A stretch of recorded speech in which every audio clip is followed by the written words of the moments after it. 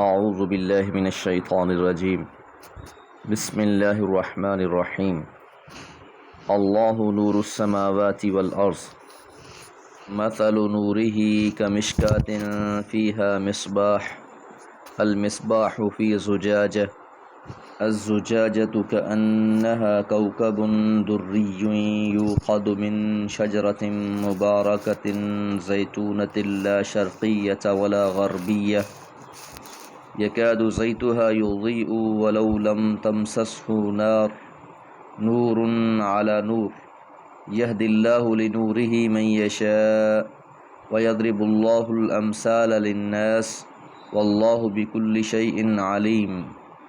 سورہ نور آیت نمبر 35۔ اللہ تعالی نور السماوات والارض، نور ہے، روشنی ہے آسمانوں اور زمین کی۔ اللہ تعالیٰ کے نور کی دو اقسام ہیں۔ ایک اللہ تعالیٰ کی صفت ہے، جس طرح اللہ تعالیٰ کے اسماء میں سے النور ہے، اور اللہ کی صفات میں سے بھی نور ہے، جس طرح سورہ زمر میں فرمایا وَأَشْرَقَتِ الْأَرْضُ بِنُورِ رَبِّهَا۔ اور اسی صفت کے بارے میں جب رسول اللہ صلی اللہ علیہ وسلم سے سوال کیا گیا هَلْ رَأَيْتَ رَبَّكَ، کیا آپ نے رب کو دیکھا؟ تو حضور علیہ السلام نے فرمایا رأیت نورا، میں نے نور کو دیکھا۔ اور بعض روایات میں ہے نور انا اراہ، وہ تو نور ہے، میں اسے کیسے دیکھتا۔ دوسری قسم نور کی وہ ہے جس کا اللہ خالق ہے۔ تو جس طرح ہم کہتے ہیں ارض اللہ، اللہ کی زمین، سماؤہ، اللہ کا آسمان، نعمہ، اللہ کی نعمتیں، اسی طرح نورہ، اللہ کا نور۔ تو جس طرح اللہ تعالیٰ نے باقی چیزیں تخلیق کی ہیں، اسی طرح اللہ نے نور کو بھی تخلیق کیا ہے، اور اسی نور سے چاند، سورج، ستارے سب روشن ہوتے ہیں۔ اسی طرح اللہ تعالیٰ نے حضور علیہ السلام کو ہدایت کا نور بنا کر بھیجا۔ قرآن مجید کو اللہ تعالیٰ نے نور بنا کر بھیجا۔ تو قرآن مجید اللہ کی کتاب ہے، اس میں ایک نور ہے جو ہر کسی کو حاصل نہیں ہوتا۔ وَلَكِنْ جَعَلْنَاهُ نُورًا نَهْدِي بِهِ مَن نَّشَاءُ، اور لیکن ہم نے اسے نور بنایا ہے، اسی کے ذریعے ہم ہدایت دیتے ہیں جسے ہم چاہتے ہیں، من عبادنا، اپنے بندوں میں سے۔ اسی نور کے بارے میں اللہ نے فرمایا اللہ ولی الذین آمنوا یخرجہم من الظلمات الی النور، اللہ اہل ایمان کا دوست ہے اور انہیں اندھیروں سے روشنی کی طرف نکالتا ہے۔ مثل نورہ، اس کے نور کی مثال کا مشکاتن، جیسے ایک تاک ہو، فیہا مصباح، اس میں ایک چراغ ہو، المصباح، چراغ، فی الزجاجتی، شیشے میں ہو۔ یہ ایک تمثیل بیان ہو رہی ہے اس بات کی کہ جس کے دل کے اندر ایمان کی روشنی داخل ہوتی ہے، وہ اس کی فطرت کے نور کے اوپر سے ایک اور نور کا اضافہ کر دیتی ہے۔ جس طرح حضور علیہ السلام کے زمانے میں ہم یہ دیکھتے ہیں، کچھ لوگ تو ایسے تھے کہ ان تک آپ کا جیسے ہی پیغام پہنچا، چند آیتیں ہی انہوں نے سماعت کیں اور فوراً اسلام قبول کر لیا۔ یہ وہ منور دل تھے جن میں نور کامل تھا، جیسے ہی ان پر ہدایت کی ہلکی سی کرن پڑی وہ مسلمان ہو گئے۔ اس کے مقابلے میں کچھ بجھے ہوئے دل تھے جو نور سے عاری تھے، حضور علیہ السلام کے اڑوس پڑوس میں رہنے والے تھے، صبح و شام آپ کو دیکھتے تھے، 13 سال تک آپ مکہ میں انہیں سمجھاتے رہے، لیکن انہوں نے تسلیم نہ کیا، یہ نور ان کے دل میں داخل نہ ہوا کیونکہ ان کے دل ہی بجھے ہوئے تھے۔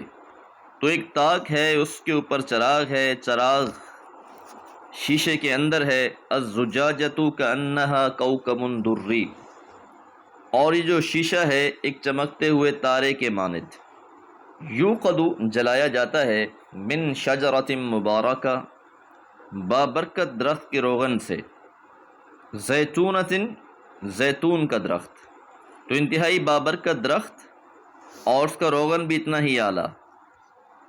بعض مفسرین نے مشکات سے مراد انسان کا دل لیا ہے، جس کو چراغ رکھنے کے طاق پر چراغ دان سے تشبیہ دی گئی ہے۔ چراغ کے لیے باقاعدہ وہ گھر میں اونچی جگہ پر رکھا جاتا ہے تاکہ روشنی پورے گھر کے اندر پھیلے۔ انسان کے اندر دل ہی وہ جگہ ہے جہاں روشنی ہو تو وہ سارے ظاہر اور باطن میں پھیلتی ہے۔ اور اس چراغ کی نسبت فرمایا کہ وہ ایک شیشے کے اندر بند ہے۔ شیشے کے اندر بند ہونے کا فائدہ یہ ہے کہ چراغ کی لو ہوا کے جھونکوں سے منتشر نہیں ہوتی، جس کی وجہ سے اس کی تابانی میں اضافہ ہو جاتا ہے۔ ٹھیک یہی حال ایمان سے انسان کے دل کا ہوتا ہے، وہ ڈان و ڈول ہونے سے محفوظ رہتا ہے، خواہ حالات کیسے ہی ہوں، وہ ہر حال میں راضی اور مطمئن رہتا ہے۔ ایسے ہی دل کو قرآن مجید میں نفس مطمئنہ سے تعبیر کیا گیا ہے، اور یہ سب سے بڑی دولت ہے اس دنیا کی جو انسان کو حاصل ہو جاتی ہے۔ لا شرقیۃ ولا غربیہ، یہ بھی اس شجرہ مبارکہ کی صفت ہے، یعنی یہ درخت بابرکت درخت نہ تو باغ کے دائیں جانب ہے نہ بائیں جانب، بلکہ درمیان میں ہے۔ جو درخت کناروں میں ہوتے ہیں وہ دھوپ اور ہوا کی وجہ سے اچھا پھل نہیں دیتے، جو درمیان کے درخت ہوتے ہیں باغ میں ان کا پھل سب سے بہتر ہوتا ہے۔ تو یہ اس بابرکت درخت کی شادابی کی طرف اشارہ ہے۔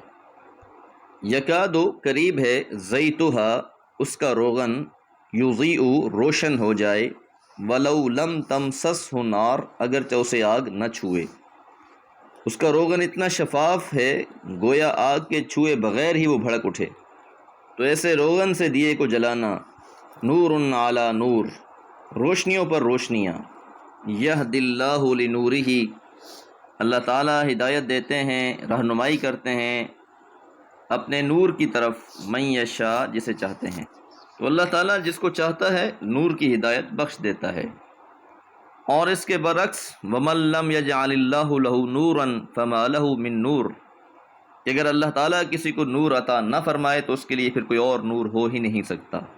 ہدایت اور صراط مستقیم ایک ہی ہے جو اللہ تعالیٰ کی طرف سے لوگوں کو دکھائی گئی ہے، اور یہ وہ راہ ہے جس کی طرف رسول اللہ صلی اللہ علیہ وسلم اور قرآن مجید نے انسانوں کو رہنمائی کی۔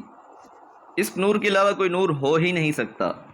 ان مراکز انوار کو چھوڑ کر کہیں اور سے نور کا متلاشی یقیناً ظلمات میں ہی بھٹکتا رہے گا۔ تو جو بھی طالب نور ہے، طالب روشنی ہے، اسے قرآن مجید اور رسول اللہ صلی اللہ علیہ وسلم کی طرف رجوع کرنا ہوگا۔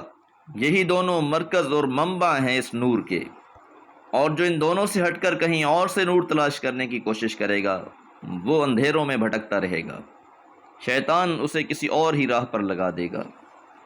وَيَضْرِبُ اللَّهُ الْأَمْثَالَ، اور پیش کرتا ہے اللہ تعالیٰ مثالیں، للناس لوگوں کے لیے، واللہ اور اللہ تعالیٰ بکل شیء ہر چیز کے بارے میں علیم خوب علم والے ہیں۔